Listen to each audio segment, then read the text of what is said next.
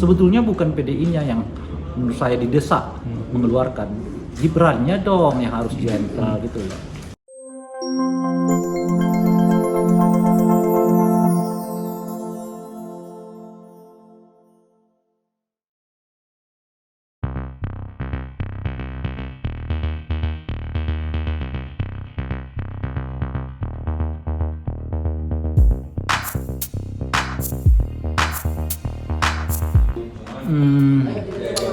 Saya nggak tahu persisnya, tapi yang bisa kita baca itu ya karena beliau tidak bersikap menolak anaknya untuk jadi calon wakil presiden dan mendukung gitu ya.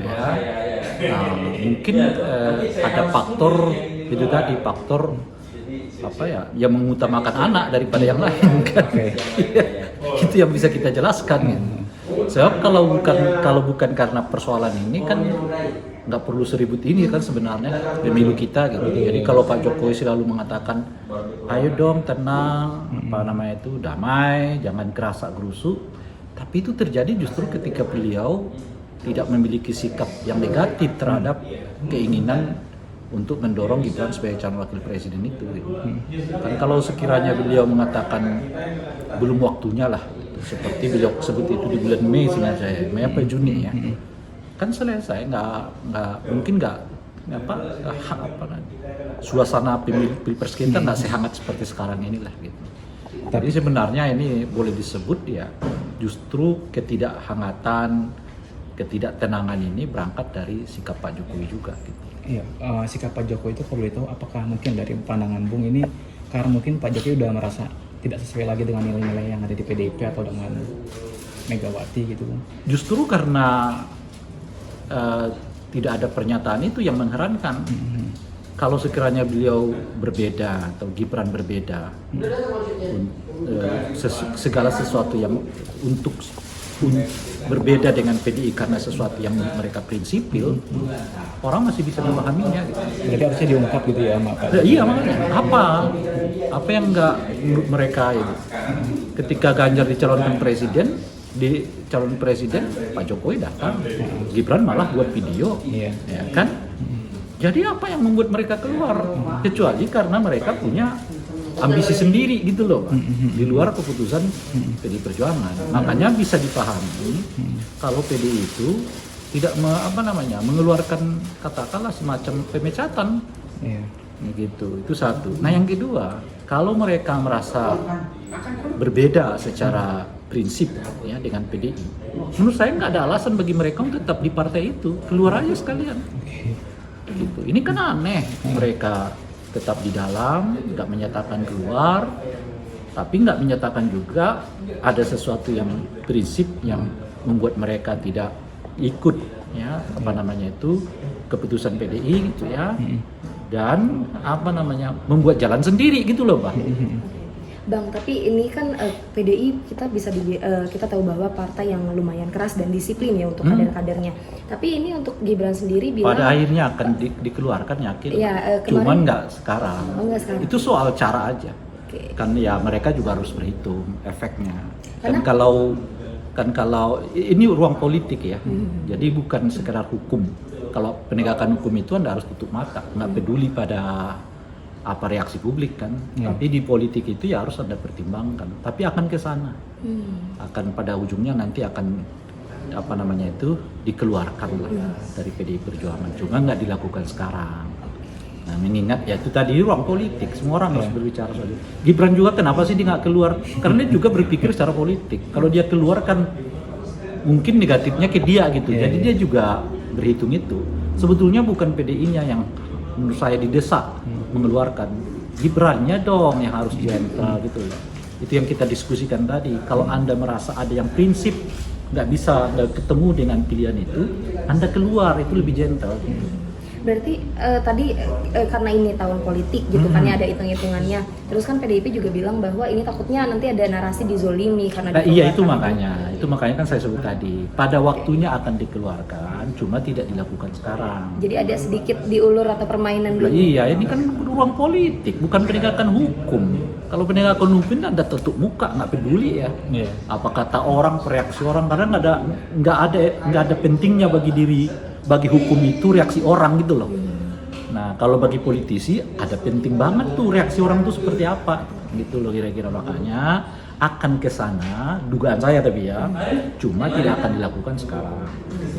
Belakangan juga kan PDIP mengembuskan isu nih bahwasannya Pak Jokowi itu meminta jabatan 3 periode lah, memegang kartu truf para ketum parpol. Dulu dibantah oleh Adian tuh, kan saya satu. Makanya sekarang malah ada salah satu pelopornya gitu kan.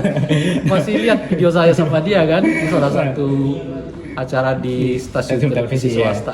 Saya meyakini bahwa istilah saya satu itu lingkaran istana, tapi dia memaknai itu seperti ke Pak Jokowi dan dia bantah. Sekarang diakui sendiri oleh dia. Jadi maksudnya Bung melihatnya, maksudnya ini memang itu serangan hanya serangan saja atau memang itu memang kenyataan seperti itu kejadiannya?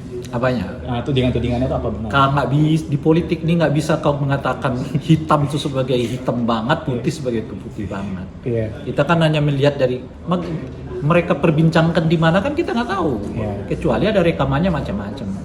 Cuma kalau gejalanya seperti itu ya kita mengatakan, ya makanya saya buat bahasanya berasal dari lingkaran istana. Gitu. Nah berasal dari lingkaran istana itu kan nggak pernah dibantah, alih-alih dibantah diakui kan. Misalnya dengan Bahlil mengatakan, dia peniupnya lah ya. Ya dia mengatakan dia setuju penundaan pemilu ya 3 partai macam-macam gitu. Tapi apakah presiden memang meminta itu ya kita nggak tahu. Nggak mungkin kita kan menganalisa politik tuh beda dengan hukum lagi-lagi gitu loh. Kalau hukum tuh ya faktanya apa, datanya apa. Di politik tuh ya gejala-gejala aja.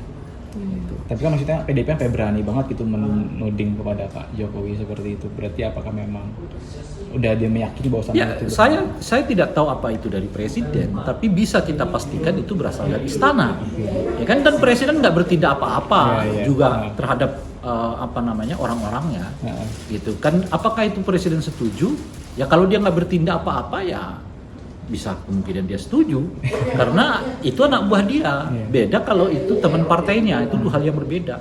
Kalau itu anak buahnya itu mewacanakan sesuatu yang bertentangan dengan konstitusi, lalu tiba-tiba presiden, oh itu hak demokrasi, kagak. Gitu loh kira-kira tuh. Itu anak buah dia mewacanakan tentang sesuatu yang bertentangan dengan konstitusi, dia harus tegur. Nggak boleh dia bilang itu hak demokrasi, gitu loh kira-kira tuh. Tapi Bung, kenapa sih PDIP sampai menghembuskan itu? Apakah memang dia... Kan saya udah menyebut tadi. Enggak, maksudnya apakah memang dia berada dalam satu keadaan yang kepepet atau khawatir dengan dukungan Jokowi ke Prabowo? Dia nggak perlu. PD itu sudah pada sampai kesimpulan kita berbeda dengan Jokowi. Jadi situ tuh, dan tentu saja akan membentuk barisan koalisi yang mengoposisi Jokowi. Itu materi diskusi saya tadi itu. Cuma menuju ke arah sana dan ke sana itu dilakukan dengan perlahan, tidak dengan konfrontatif. Kenapa tidak dengan konfrontatif? Karena masih ada kepentingan pemilu. Partai politik dia manapun memikirkan itu. Mereka nggak akan mengorbankan pemilu demi tujuan politik sementara. Enggak, pemilunya itu kalau itu dilakukan pelan-pelan. Nah, apa gejalanya? Satu, isu 3 periode itu. Kedua, hak angket. Yang ketiga, di Komisi 2 mulai diperlama oleh mereka. Akan begitu terus, diganggu pelan-pelan. Sampai nanti masuk ke putaran kedua, saya bilang kan. Di putaran kedua makin jelas langkah-langkah yang akan diambil oleh PDI Perjuangan untuk mengoposisi presiden. Menang atau nggak menang jagoan mereka akan lakukan itu. Itu menurut saya ya. Karena bagaimanapun tindakan Pak Jokowi yang begitu saja seolah-olah meninggalkan mereka tentu tidak bisa diterima begitu saja juga oleh mereka. Harus ada juga langkah-langkah untuk menunjukkan bahwa PDI tidak selemah yang dibayangkan oleh Presiden Jokowi, gitu loh kira-kira. Nah, oleh karena itu nanti kita lihat di bulan Februari, kan saya udah itu masuk nggak masuk jagoan mereka di putaran kedua, mereka akan lebih konfrontatif dengan PDI, dengan Presiden. Makanya saya hitung tadi, Maret, April, Mei, Juni, Juli, Agustus, 7 bulan. Itu masa yang paling krusial di dalam pemerintahan Pak Jokowi, karena kalau PDI berhasil membuat blok baru, dengan kekuatan 5 partai itu yang menguasai mayoritas kursi di parlemen, itu artinya nggak mulus Pak Jokowi mengakhiri masa jabatannya ini. Oleh karena itu saya mengatakan tadi, perlu sangat bagi Pak Jokowi untuk menjaga kepercayaan publik. Jadi kalau Pak Jokowi juga nggak punya kepercayaan publik itu, dia hanya mungkin secara secara politik didukung oleh 4 partai. Karena saya nggak terlalu yakin Demokrat mau all out dengan Pak Jokowi. Dengan Pak Jokowi ya, dia akan all out memenangkan Prabowo Gibran is okay gitu. Tapi mempertahankan kekuasaan Pak Jokowi belum tentu dia mau gitu ya. Jadi hanya ada 3 partai politik yang mungkin all out menjaga Pak Jokowi itu. Enggak, itu hanya sekitar 30-35% dari kursi di parlemen gitu. Jadi oleh karena itu salah satunya backup Pak Jokowi itu adalah masyarakat ya. Nah sekarang kalau kepercayaan masyarakat pun ya diperlemah sendiri oleh Pak Jokowi, dia mau punya backup dari siapa? Maka oleh karena itu harus ada satu tindakan yang mempertegas ya Pak Jokowi itu tetap dapat dipercaya, salah satunya dengan netralitas beliau di dalam Pilpres. Nah yang kedua tentu ojo ke susu Pak Jokowi kan kira-kira gitu.